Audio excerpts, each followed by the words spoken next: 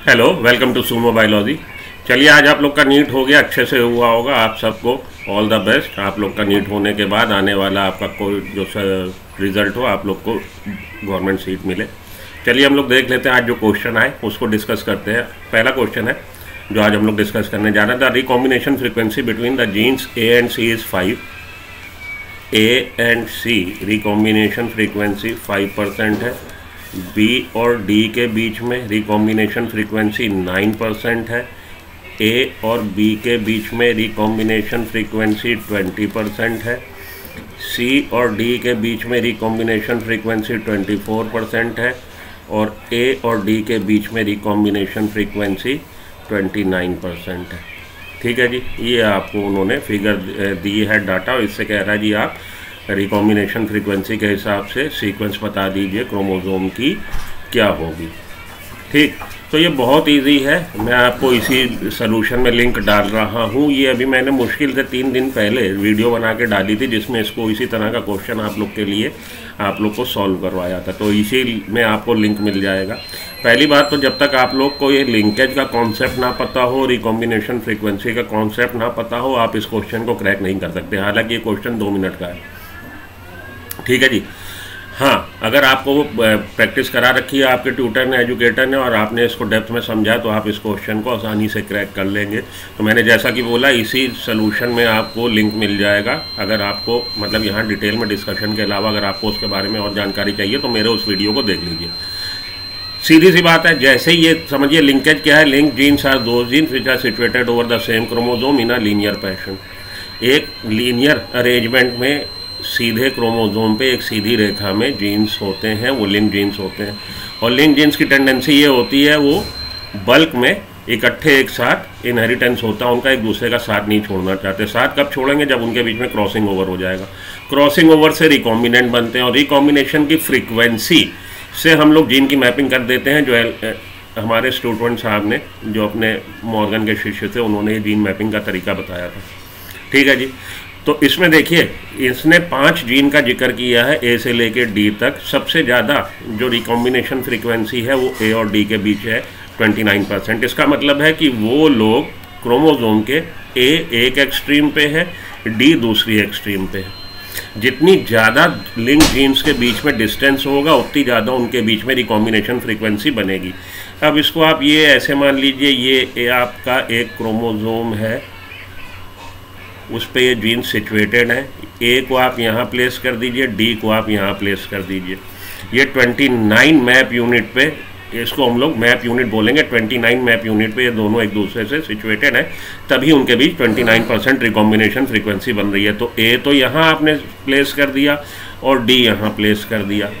यहाँ जितने भी आपको कॉम्बिनेशन दे रखे हैं, B D, A B, C D, A C, A D, सबसे ज़्यादा जो रिकॉम्बिनेशन फ्रीक्वेंसी है वो 29% है, वो ए और डी के बीच है। इसका मतलब है कि ये जीन्स सबसे ज़्यादा दूरी पे है। मतलब आप ये एज्यूम कर लीजिए कि क्रोमोसोम के एक एक्सट्रीम पे ए है, दूसरे एक्सट्रीम पे डी है।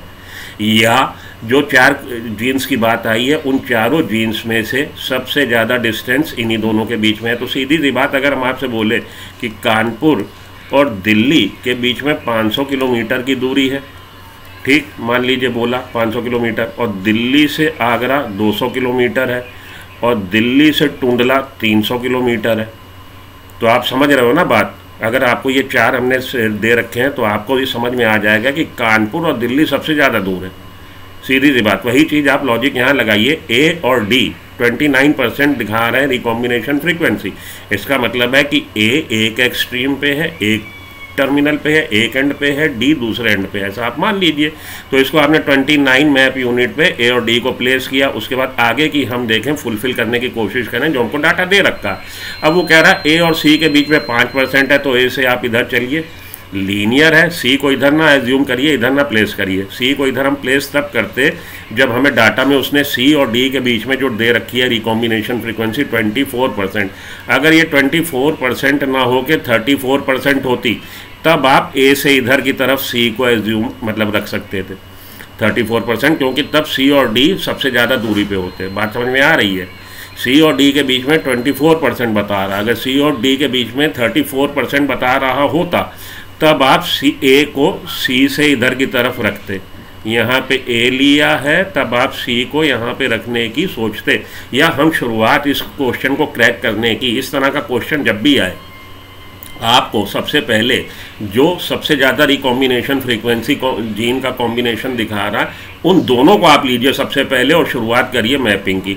सबसे पहले आप शुरुआत करेंगे उस कॉम्बिनेशन के जीन की जो कॉम्बिनेशन सबसे ज़्यादा रिकॉम्बिनेशन फ्रीक्वेंसी दिखा रहा है। तो ए और डी से मैंने इसलिए शुरुआत करी है और उनको 29 मैप यूनिट पे प्लेस कर दिया, ठीक है। उसके बाद ए सी को आपने अटेम्प्ट करना है, ये 5, तो आपने ए से इधर की तरफ आप चले और 5 मैप यूनिट पे सी को आपने प्लेस कर दिया। सी की सीक्वेंस भी हमें पता लग गई कि ए यहाँ है, सी यहाँ है, ठीक। अब हमारे पास क्या बचा, ए बी 20, और ए से आप इधर की तरफ चले, बी को आपने यहाँ रख दिया 20 मैप यूनिट पे। तो ए और सी, अब देखिए मैं उसके वो भी बदल दूँ कलर ताकि आपको कन्फ्यूज़न ना हो। ये सी है, ए और सी, इसके बीच में 5 मैप यूनिट।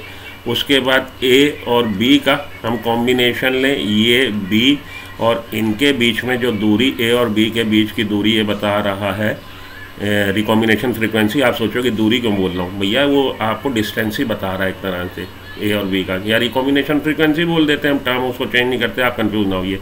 तो ए और बी के बीच में 20 map unit, 20 recombination frequency is equal to map unit, ये मॉर्गन साहब ने बताया है।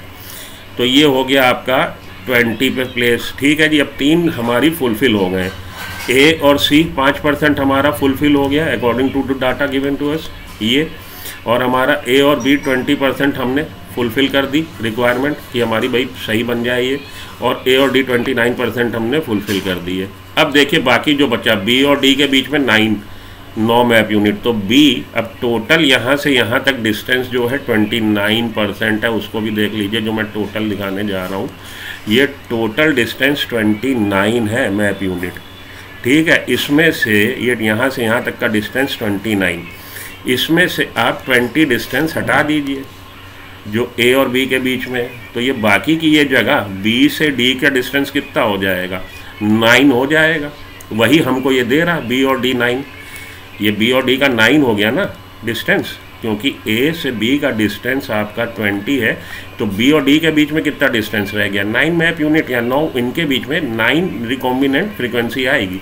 तो बी और डी की 9 दे रखी है हमारा जो हमने प्लेसिंग करी है, ठीक करिए। अब अगला समझिए आप कि ये सी और डी के बीच में 24, तो ए और सी यहाँ तक का डिस्टेंस ये 5 मैप यूनिट है, तो सी और डी के बीच में कितना डिस्टेंस होगा, सीधी सी बात 20 होगा, ठीक है। तो जो सीक्वेंस बन रही है कि किस सीक्वेंस में जीन्स अरेंज होंगे, वो सीक्वेंस क्या बनी हमारी, पूरा जो हम लोगों ने देखा था।